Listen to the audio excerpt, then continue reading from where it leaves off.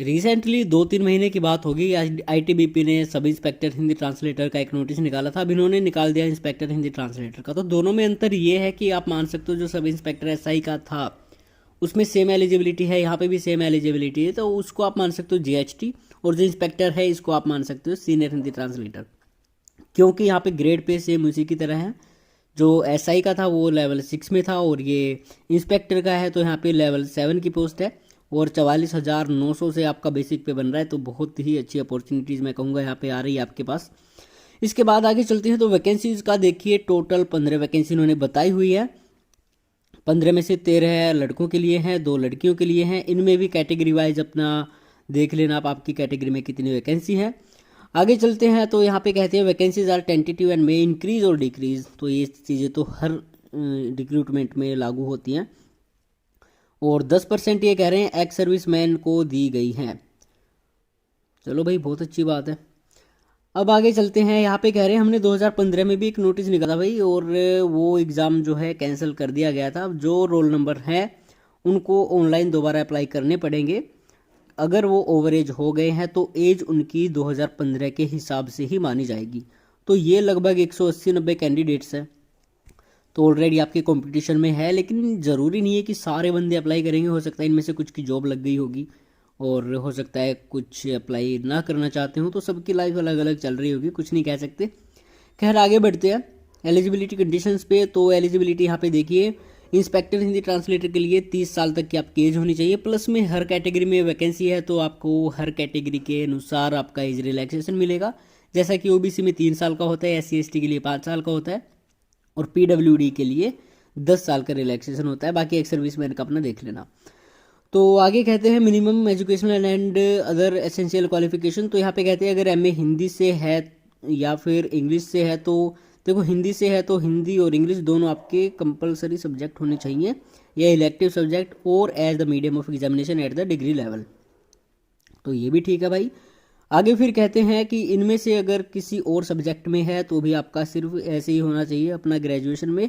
तो यहाँ पे डिप्लोमा की मांग नहीं की गई है, लेकिन जिनके पास मास्टर डिग्री नहीं है, या फिर जो मास्टर डिग्री कर रहे हैं, जिन्होंने डिप्लोमा या सर्टिफिकेट कोर्स इन ट्रांसलेशन कर लिया है, तो बैचलर प्लस में आपका जो डिग्री या डिप्लोमा है वो दिखाकर इसके लिए एलिजिबल होंगे। तो ये बहुत अच्छी अपॉर्चुनिटीज़ है। और यहाँ पे देखिए मेन बात ये है कि आपको लेवल 7 की पोस्ट मिल रही है सिर्फ ग्रेजुएशन और डिप्लोमा के बेस पे, तो बहुत बड़ी बात है।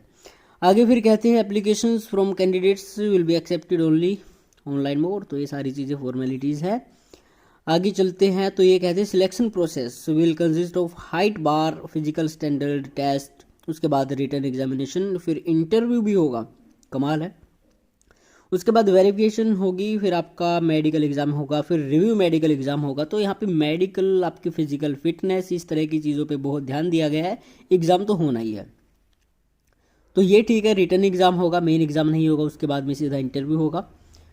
आगे चलते हैं तो आगे फिर ये कहते हैं ऑनलाइन एप्लीकेशन जो है वो 10 दिसंबर से 8 जनवरी 2025 तक आप इसके लिए आवेदन कर सकते हो। रात के 12 बजे शुरू हो जाएंगे और रात के 12 बजे ख़त्म हो जाएंगे। अब मेन जो बात आती है, बहुत सारे कैंडिडेट्स को डाउट है कि इसमें जो आपकी हाइट है वो क्या होनी चाहिए। तो देखिए एसएससी का तो कोई ऐसा फंडा है ही नहीं, सिर्फ बीआरओ वाले मांगते हैं। तो अगर इस बार भी बीआरओ की शायद पता नहीं, अगर कोई वैकेंसी वो देंगे तो हो सकता है अलग से कुछ मांग लेंगे सिर्फ बीआरओ के लिए। तो यहाँ पे हाइट की बात करें तो भाई देखो, लड़कों की हाइट तो 165 होनी चाहिए, जो पहाड़ी इलाकों से है या फिर गोरखा वगैरह है वो इन्होंने दिया हुआ है। और बाकी जो नॉर्मल एरिया से हैं तो किसी भी कैटेगरी से हैं उनकी 170 सेंटीमीटर होनी चाहिए, लड़कियों की 157 सेंटीमीटर होनी चाहिए। रिलैक्सेशन केवल कुछ ही एरियाज़ में दिया गया है, वो आप देख लेना। और यहाँ पे सेम, यहाँ पे भी वही अप्लाई करेगा। बाकी इनका जो डिटेल्ड नोटिस है वो बाद में आएगा, तो उसके बाद में चर्चा करेंगे। बाकी फ़िलहाल आपके लिए अच्छी अपॉर्चुनिटीज़ हैं ये सारी जितनी भी आ रही हैं, एसआई की और इंस्पेक्टर की। बाकी एसएससी तो है ही आपके पास में, आईबीपीएस का भी प्री हो चुका है। तो हिंदी के क्षेत्र में बहुत अच्छी अपॉर्चुनिटीज़ आ रही हैं।